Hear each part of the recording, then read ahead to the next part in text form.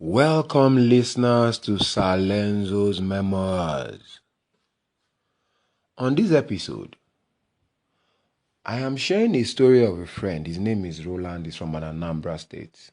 Anambra State. Now, he's been on my podcast before. He's on the episode of Sir LENZO'S Parliament titled Jewel of Njomi. Jewel of Njomi. I'll just give you a brief about that particular episode. You see, this same my guy Roland, he's been shot by robbers before. He's a tanker driver, drives tankers. And in that episode, according to what he said with his own mouth, maybe not in that episode, but he said he keeps saying it, that one guy from Ogara in Delta State is his God. Now listen to this story. If you want to know anything, I mean, he's still my guy, I still see him around once. He will just say it himself. Whatever you ask, I'll ask him. But he was telling me a story yesterday, though, while we were, I just sit there, we just did hood. We were discussing, the realities of our lives and, everything happening in Nigeria. He now laughed. He said, now who go? Now I know how far. That's in Pidgin. I was like, why do you say that, my guy? He repeated himself. Say, now who go? Now I know how far. Now, for those of you that are not Nigerian, you are not Nigerians, or you don't understand Pidgin even as a Nigerian, although if you're a Nigerian, you don't understand Pidgin, I really yuck up. Don't say that, please.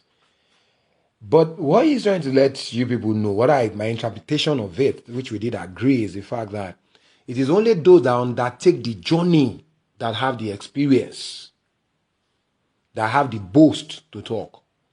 Once you've not done it before, keep talking as if you've done it.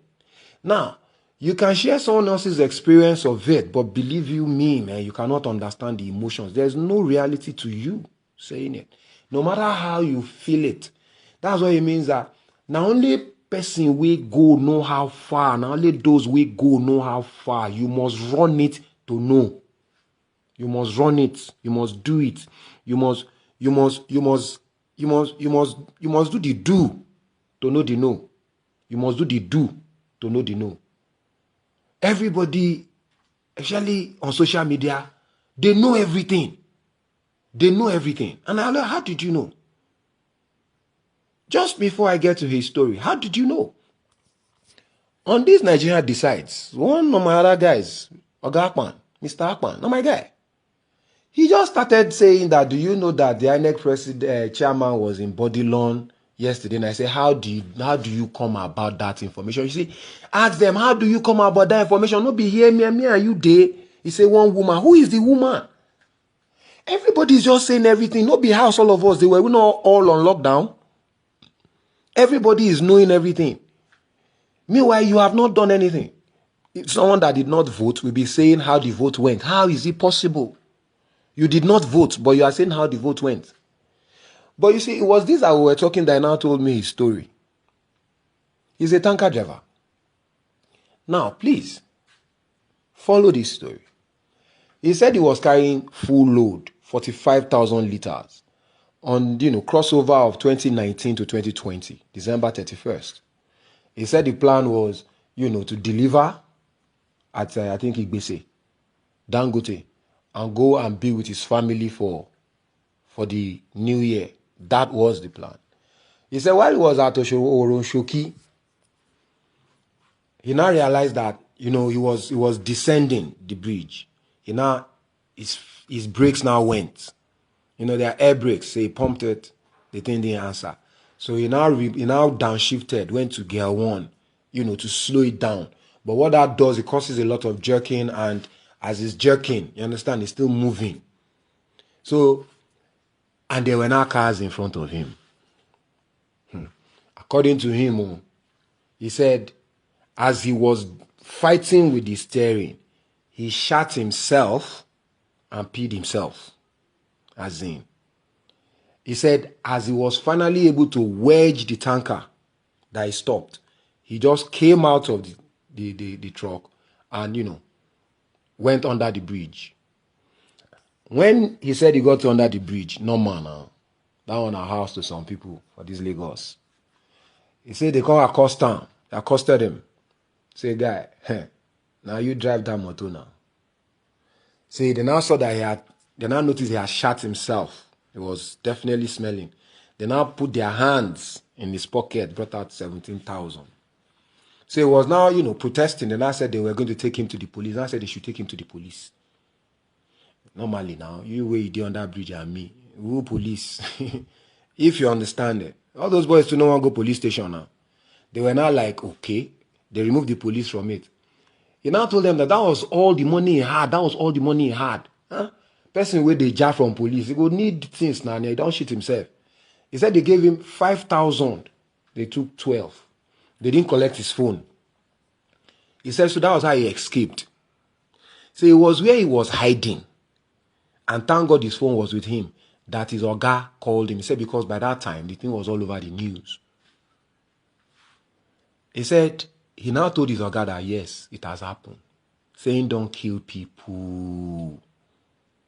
Say it was now his oga that was now telling him that, bros, you did not kill anybody. Nobody died. He said that was the first time his mind was coming down. That was when his oga told him that he did not kill anybody. That was the first time he was not getting himself.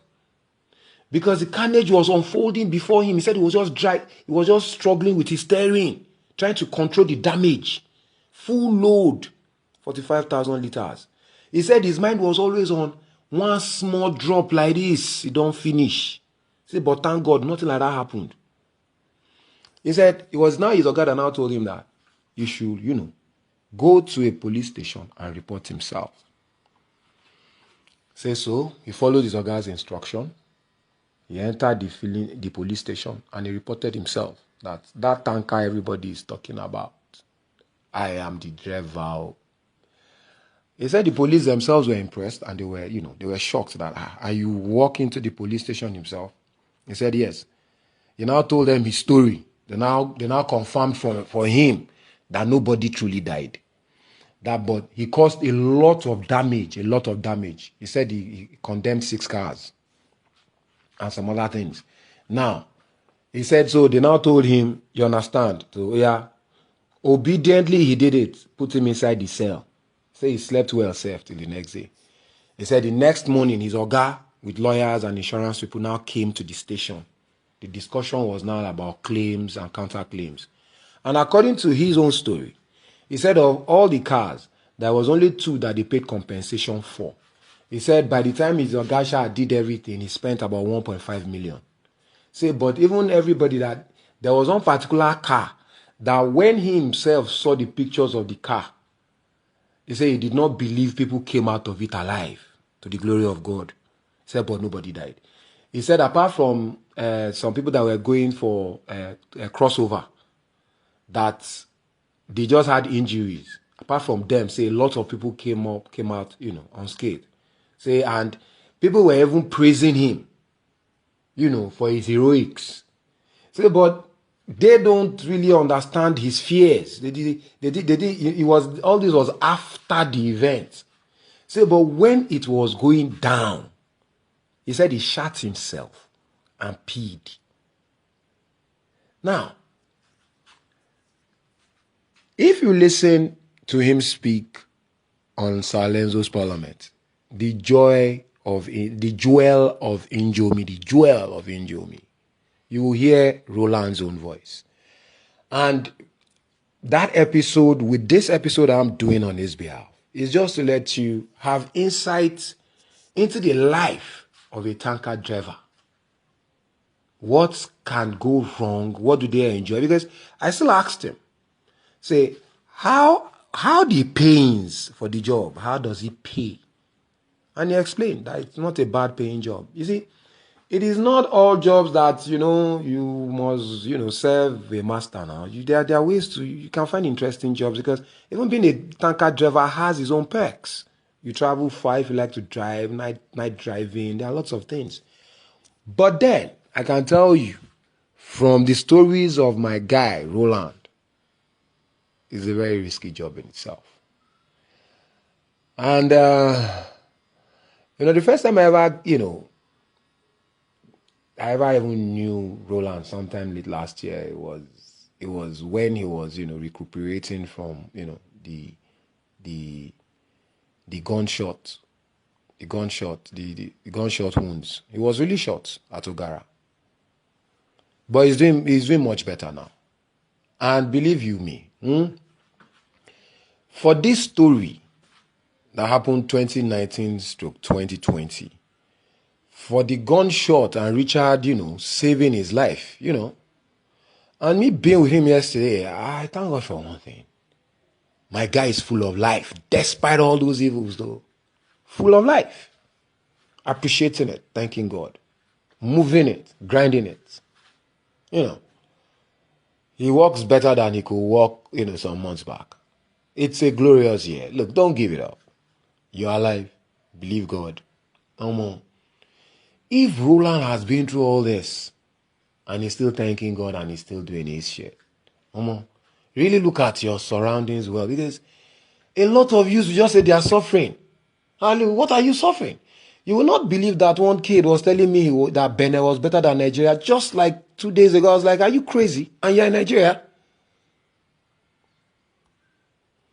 And you're in Nigeria? If Benin was so much better, why are you not doing here? If Nigeria was so bad, what will make Fowls come back to Nigeria? If Nigeria was so bad, what will make Tiwa come back to Nigeria? Davido, they came back to Nigeria to make it now. Them Alex Okubo, all these useless people will start telling you they are suffering in Nigeria. And you are looking so good. You are suffering and you are looking so good. They are making money in the country and they are costing the country. They want to take it back. Back from who?